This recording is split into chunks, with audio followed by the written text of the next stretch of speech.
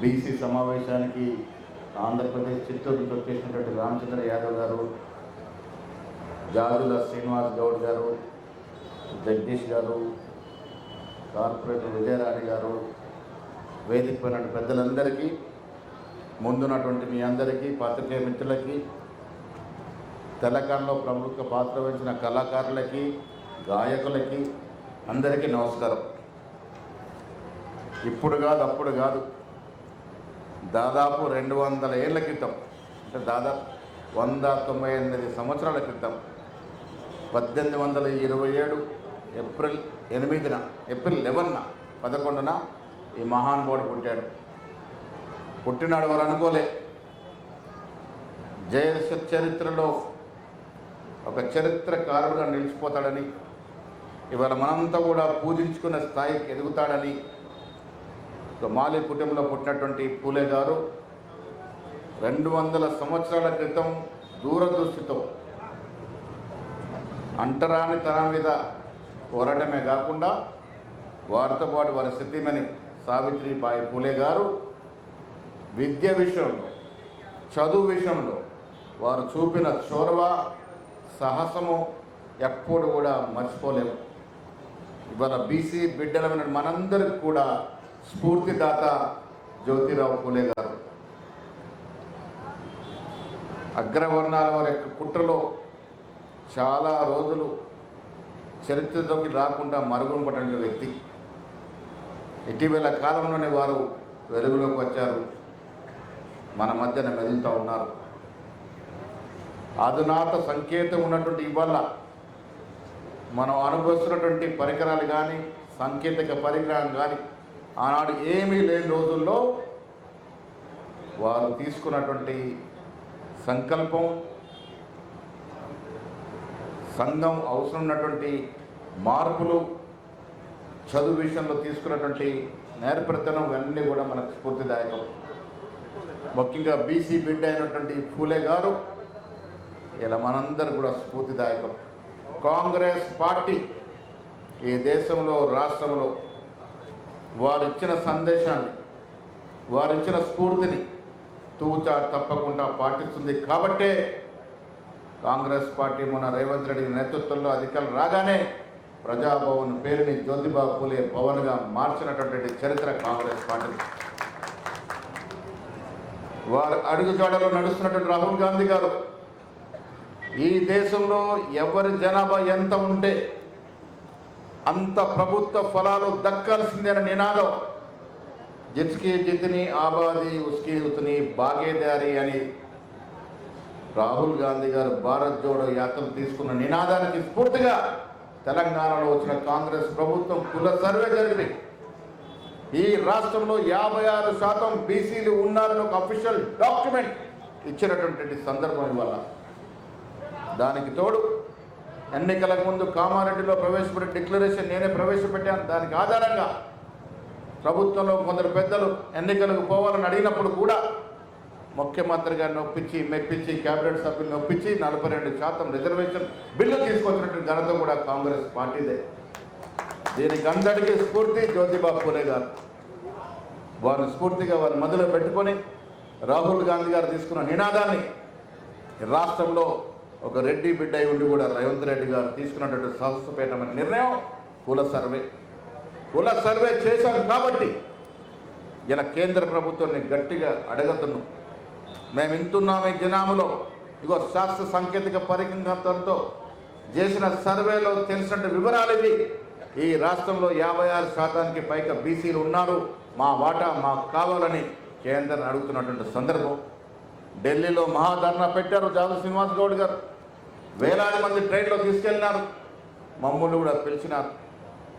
రేవంత్ రెడ్డి గారు మేము ధర్నాకు హాజరైనాం. పార్లమెంట్లో వక్ఫ్ బిల్ ఉండడం వల్ల రాహుల్ గాంధీ గారు రాలేకపోయినారు. మరి బీసీల మీద ప్రేమ ఒలుకోవలసే బీఆర్ఎస్ నాయకులు, బీజేపీ నాయకులు, మరి బీసీ సంఘాల వారు ధర్నా పిలిచి ఎందుకు రాలే అని అడుగుతూ ఉన్నాను. కాంగ్రెస్ పార్టీ కమిట్మెంట్ ఉంది కాబట్టి ఆనాడు వివిధ రాజకీయ పార్టీలు డిఎంకే, ఏడీఎంకే, ఎంఐఎం, ఎన్సిపి ఎన్నో పార్టీల యొక్క ఎంపీలు దాదాపు 40 నుంచి 50 మంది ఎంపీలు ధర్నాకు వచ్చినట్టు సందర్భం. కారణం ఏంటంటే కాంగ్రెస్ పార్టీకి చిత్తశుద్ధి కాబట్టి. కేంద్రం అడుగుతా ఉన్నాం, తెలంగాణలో కాంగ్రెస్ ప్రభుత్వం ఒక అఫీషియల్ డాక్యుమెంట్ ఇచ్చింది. దాని ఆధారంగా మీరు కేంద్రం విధించినటువంటి సుప్రీంకోర్టు క్యాప్ను తీసేసి తమిళనాడు తరాలు 69% ఎక్కడికి ఉందో దానికన్నా పై ఎచ్చు మాకు శాతం రిజర్వేషన్ కావాలని అడుగుతున్నటువంటి సందర్భం ఇవాళ. కేంద్రం నోరెప్పట్లే. కుంటిసార్లు చెప్తా ఉన్నాడు బండి సంజయ్ గారు. బీసీ బిడ్డగా నీకు పార్లమెంటు స్థానంలో అవకాశం ఇచ్చారు కరీంనగర్ ప్రజలు. ఈటెల రాజేందర్కి ఇచ్చారు, అరవింద్ గారికి ఇచ్చారు. ఏం చేస్తూ ఉన్నారు మీరు బీసీల కొరకు? కేంద్రంలో బీసీ బిడ్డలు చెప్పుకునే మోడీ గారు ప్రధానమంత్రులు మనకు జరుగుతున్న లాభం ఏమిటి? ఒక్కసారి నిలదీయాల్సిన అవసరం ఉన్నది. కుంటి సాకులు చెప్తా ఉన్నారు మైనార్టీలు ఉన్నారని. గుజరాత్లో మైనార్టీకి రిజర్వేషన్ లేదా? మీకు చిత్తశుద్ధి ఉంటే మీరు 40 లక్ష్మణ్తో పాటు 40 పెద్ద లీడర్లు ఉన్నారు, బీసీ లీడర్లు.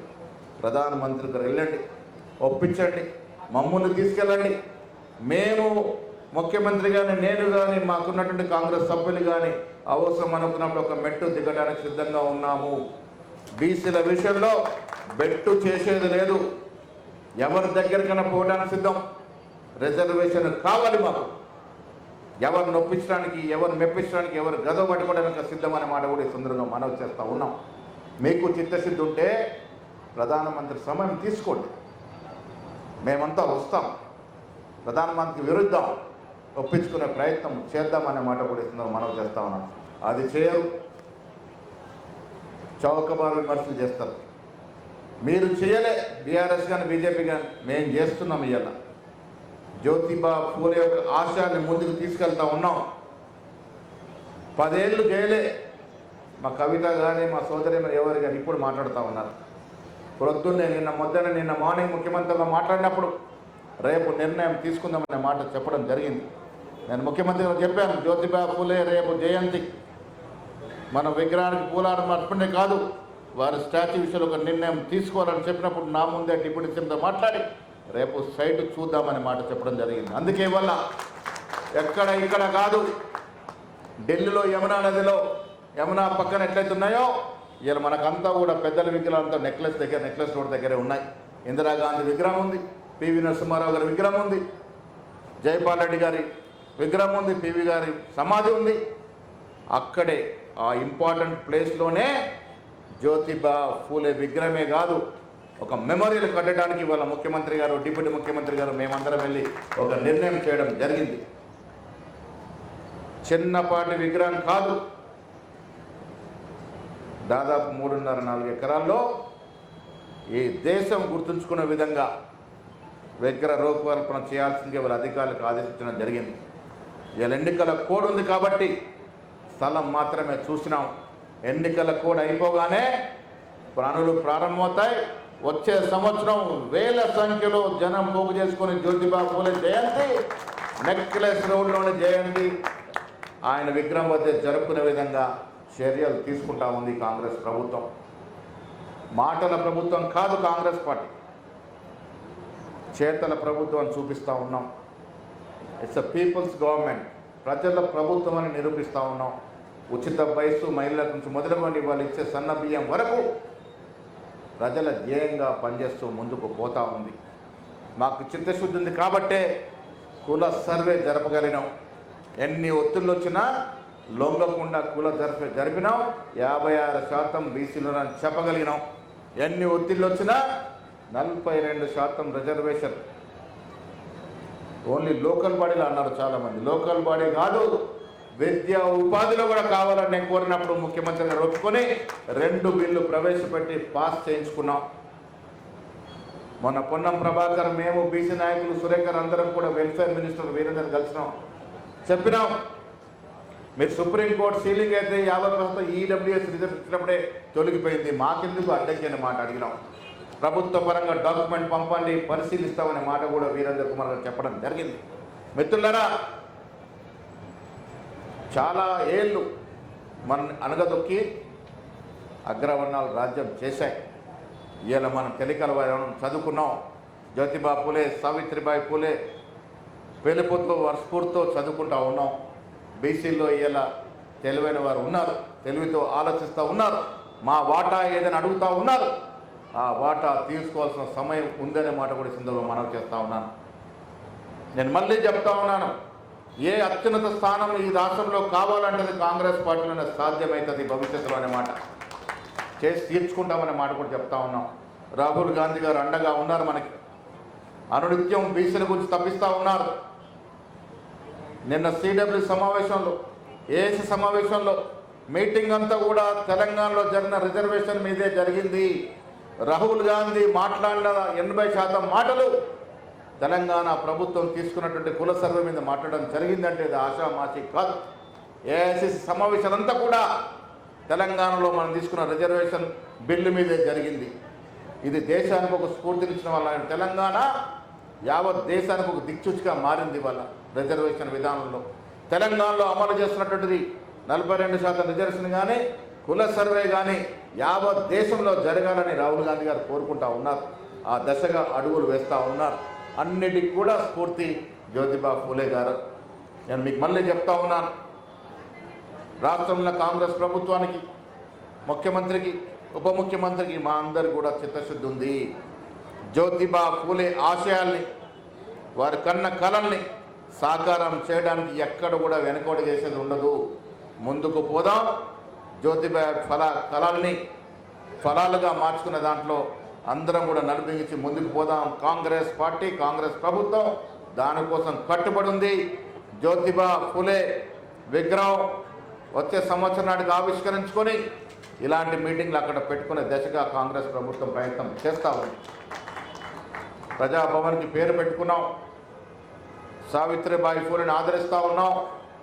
అంతిమంలో ఒక మాట, బీసీలమైన మనం చదువు మీద శ్రద్ధ పెట్టాలి. చదువు ఉంటేనే ప్రపంచం మిత్రులారా. చదువుకున్న జీవితం కలర్ టీవీ లాంటిది, చదువుకోకుంటే బ్లాక్ అండ్ వైట్ టీవీ లాంటి జీవితం. చదువుకోవాలి, చదివియాలి పిల్లల్ని. చదువు ఉంటేనే భవిష్యత్ అనే మాట మీరందరూ కూడా బయట చెప్పాల్సిందిగా విజ్ఞప్తి చేస్తూ ఈ కార్యక్రమాన్ని నిర్వహించి ఇంతమందిని పిలిచి జ్యోతిబా ఫూలే జయంత్యుత్సవాన్ని ఘనంగా జరుపుకున్నటువంటి సందర్భంలో నిర్వాహకులందరినీ కూడా మనస్ఫూర్తిని అభినందిస్తూ, వచ్చే రోజులు మనయి మిత్రమా, బీసీలే వచ్చే రోజులనే మాట కూడా ఈ సందర్భంగా మనవి చేస్తూ సెలవు తీసుకుంటా ఉన్నాను. జై హింద్, జై కాంగ్రెస్.